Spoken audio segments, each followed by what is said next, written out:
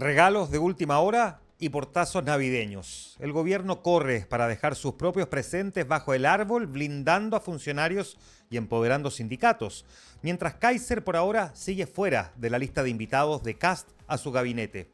Una Nochebuena intensa donde Bachelet intenta poner orden en la mesa, Chile cierra el negocio del siglo con el litio y justo cuando aprueban la pastilla para bajar los excesos de la cena navideña, a Spotify le roban hasta los villancicos.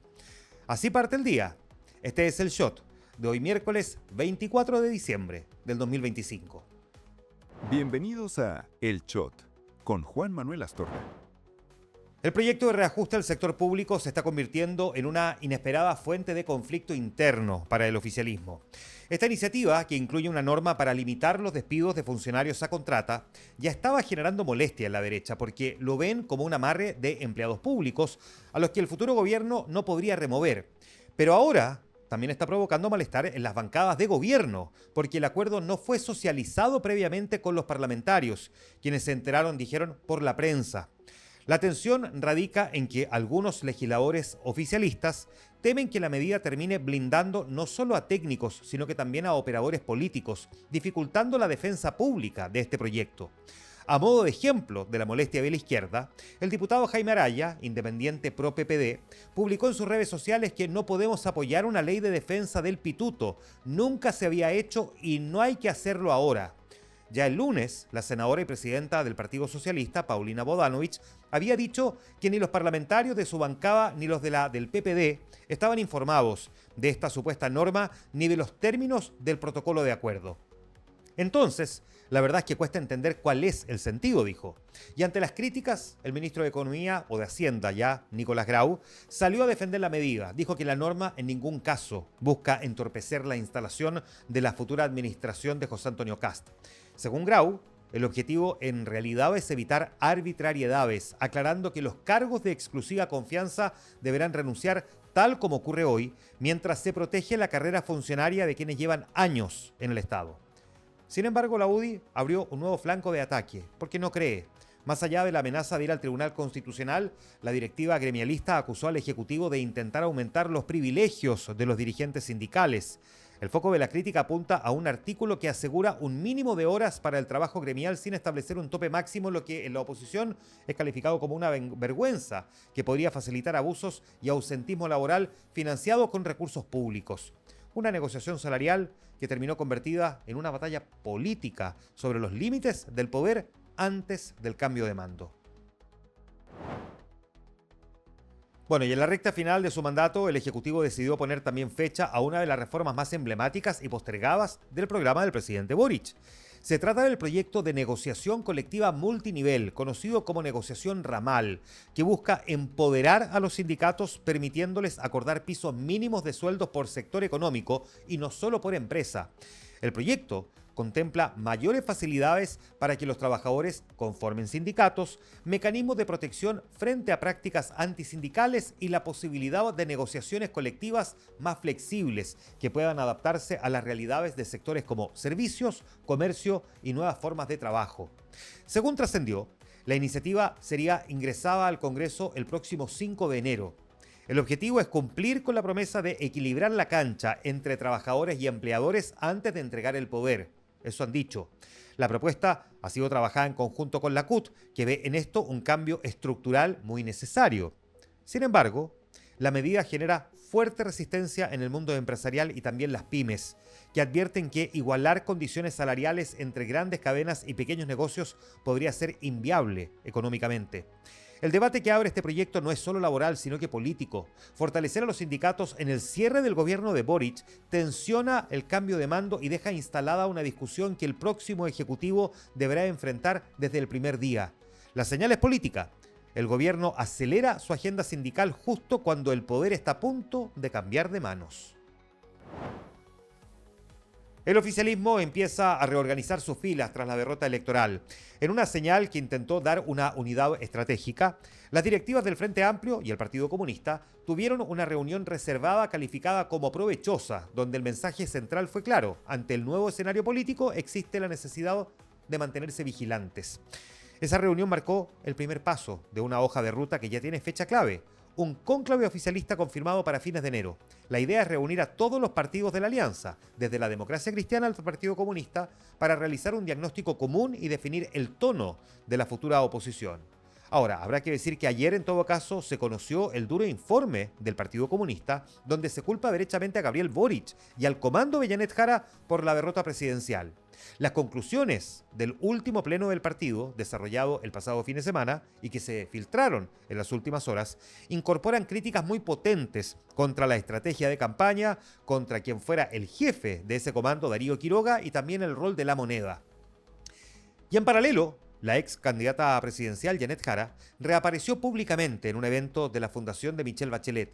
Al ser consultada sobre su futuro político, optó por la cautela. Dijo que hay que reflexionar con templanza y con calma y que antes de tomar decisiones personales hay que ver también qué actitud toma el presidente electo, dejando la puerta abierta a definir su rol según cómo se mueva el tablero en marzo.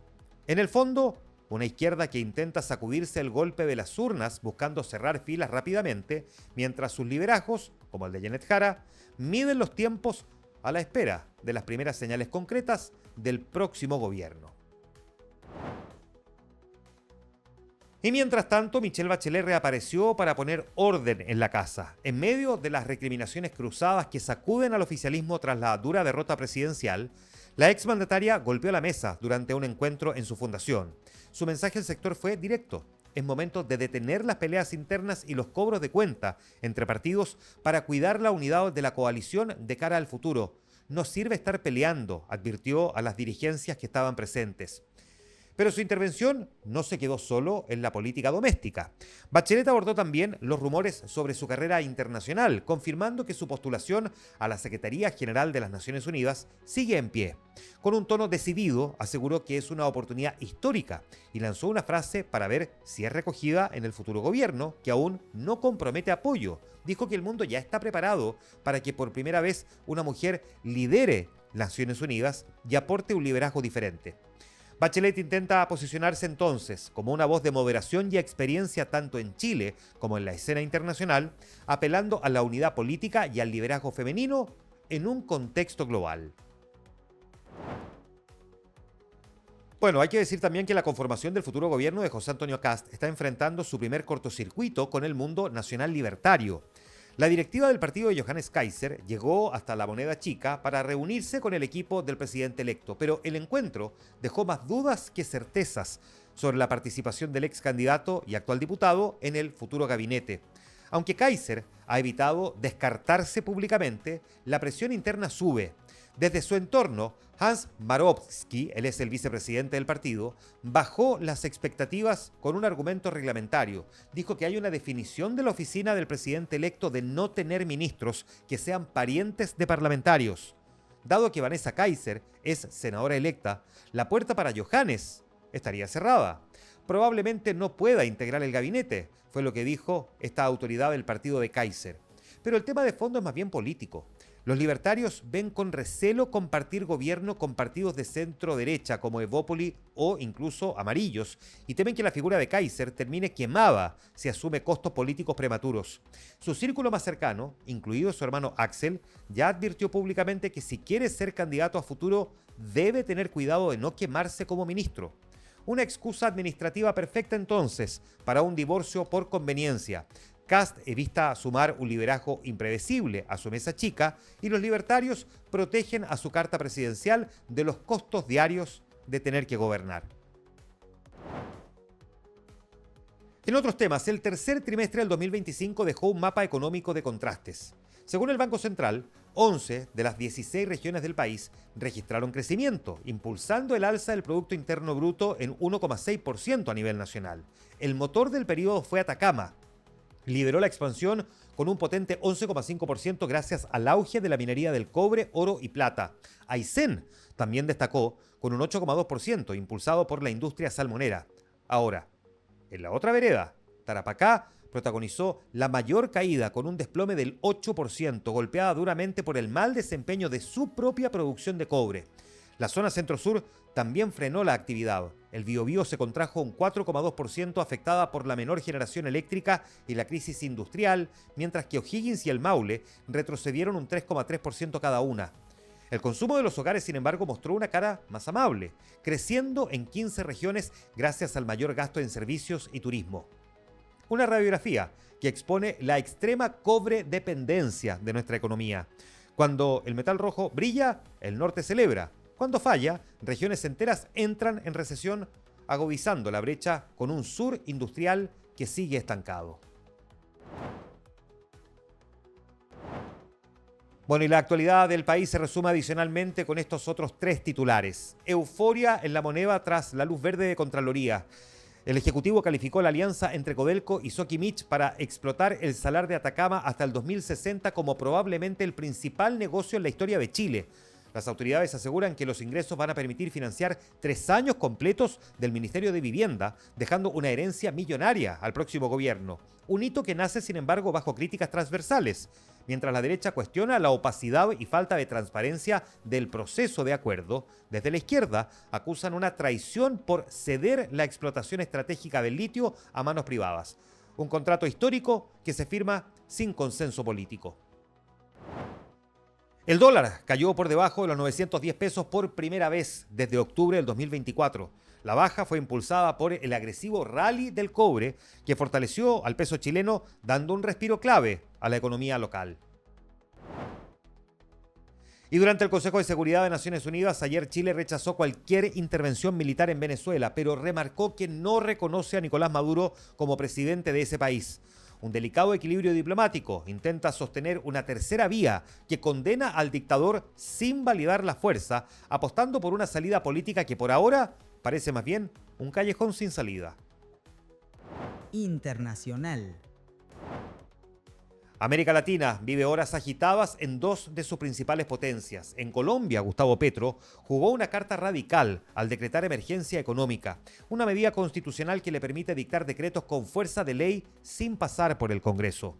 El mandatario busca agilizar recursos para enfrentar la crisis fiscal y social, saltándose el bloqueo legislativo que ha paralizado gran parte de su agenda de reformas. Y mientras tanto en Brasil, Luis Ignacio Lula da Silva firmó su tradicional indulto de fin de año para presos vulnerables, entre ellos enfermos graves, ancianos y también madres, pero mantuvo su pulso firme en lo político. El decreto excluyó explícitamente a los condenados por delitos contra el Estado Democrático de Derecho. Esto significa que deja fuera por segundo año consecutivo a los seguidores de Jair Bolsonaro, sentenciados por el asalto a los 3 poderes el 8 de enero del 2023. Una jornada que retrata los estilos de la izquierda regional actual. Mientras Petro fuerza los límites de la institucionalidad para gobernar vía decreto ante su debilidad parlamentaria, Lula usa el poder presidencial para enviar un mensaje de tolerancia cero y afianzar su autoridad frente al bolsonarismo. Y seguimos con una revolución en el mercado farmacéutico. La FDA de Estados Unidos aprobó la primera pastilla diaria diseñada específicamente para tratar la obesidad. Elimina la necesidad de los famosos pinchazos semanales, como es el caso de los Ozempic o el Wegovy. La clave es que usa el mismo componente exitoso de las inyecciones, como por ejemplo la semaglutida, que quita el hambre, pero ahora en formato de tableta fácil de tomar. Hasta hoy existían pastillas similares, es cierto, pero solo estaban autorizadas formalmente para tratar la diabetes, aunque servían también para la disminución del peso. Pero esta es la primera vez que se aprueba una píldora exclusivamente para perder kilos. Ha sido desarrollada por Novo Nordisk y va a estar disponible en enero del 2026 con un precio cercano a los $150 mensuales. Un jaque mate a la obesidad como negocio de élite. Al pasar de la aguja a la pastilla y bajar el precio, la industria farmacéutica se prepara para masificar el adelgazamiento químico, transformando una terapia de nicho en un producto de consumo casi masivo. La decisión de la FDA podría influir en políticas de salud globales y en el mercado de tratamientos contra la obesidad. Spotify confirmó un hackeo masivo que comprometió datos de usuarios, artistas y su catálogo en uno de los incidentes de seguridad digital más graves reportados en los últimos años. Hackers afirmaron haber accedido y apropiado casi la totalidad del contenido musical, listas de reproducción y datos asociados a cuentas, incluyendo correos electrónicos y datos de suscripción. Según la compañía, La infiltración se generó a través de un ataque sofisticado que vulneró sistemas internos y permitió a los atacantes extraer enormes volúmenes de información. Spotify no ha precisado aún el alcance exacto de los datos sustraídos ni qué porcentaje del catálogo global fue realmente afectado. La firma aseguró que su equipo de seguridad está trabajando con expertos externos y autoridades para contener esta brecha, reforzar sus defensas y notificar a los usuarios afectados. Un golpe sin precedentes a la propiedad intelectual. Si se confirma la filtración, el modelo del negocio del streaming queda en jaque, exponiendo millones de obras protegidas a la piratería masiva y también miles de millones de registros de usuarios, un objetivo muy atractivo para los cibercriminales. Y en el flashback de un día como hoy, 24 de diciembre, en 1818 se canta por primera vez Noche de Paz en Austria. Se compuso para guitarra de apuro porque el órgano de la iglesia se había roto, dicen que por culpa de unos ratones, y se convirtió en el villancico más famoso del mundo. Un día como hoy, en 1865, se funda en Tennessee el Ku Klux Klan. En un contraste macabro, la organización racista nació la noche de Navidad, recordándonos que incluso en las fechas de paz, la historia tiene capítulos muy oscuros. Un día como hoy, 24 de diciembre de 1914, el Partido Imposible, ocurre la tregua de Navidad en la Primera Guerra Mundial. Soldados alemanes y británicos soltaron los fusiles, salieron de las trincheras e intercambiaron cigarros y jugaron fútbol en tierra de nadie. La humanidad le ganó a la guerra, al menos por un día. Un día como hoy, en 1968, la misión Apolo 8 de la NASA se convirtió en la primera tripulación humana en orbitar la Luna. Ese día, los astronautas transmitieron en vivo y leyeron pasajes del Génesis desde el espacio. Un día como hoy, en 1971, un astro bajo el árbol. Nace en Puerto Rico Ricky Martin, el rey del pop latino. Llegó al mundo en Nochebuena para luego conquistar el planeta, desde Menudo hasta la Copa de la Vida, marcando el ritmo de toda una generación. Un día como hoy, en 1974, el regalo para el fútbol chileno. Nace en Temuco Marcelo el Matador Salas, uno de los delanteros más grandes de nuestra historia, goleador histórico de la Roja por años y el hombre que nos hizo gritar en Wembley también el Mundial del 98. Y un día como hoy, 24 de diciembre del 2019, la tragedia de los cerros. Valparaíso sufre un devastador incendio forestal en los cerros Rocuant y San Roque en plena víspera de Navidad. Un recordatorio doloroso de la fragilidad de la ciudad puerto y la solidaridad obligada de sus vecinos. Temas a los que estar atentos hoy, 24 de diciembre. Stephanie Griffith Jones finaliza su periodo como consejera y actual vicepresidenta del Banco Central. En su reemplazo asume el economista Kevin Cowan. Este miércoles se van a conocer las medidas cautelares de los médicos formalizados por licencias falsas. Y hoy se entrega el premio mayor de la lotería norteamericana Powerball, que aumentó a $1.700 millones para este sorteo de Nochebuena. Este fue el shot de hoy miércoles 24 de diciembre del 2025. La necesaria dosis diaria de actualidad. Feliz Navidad y nos vemos el viernes.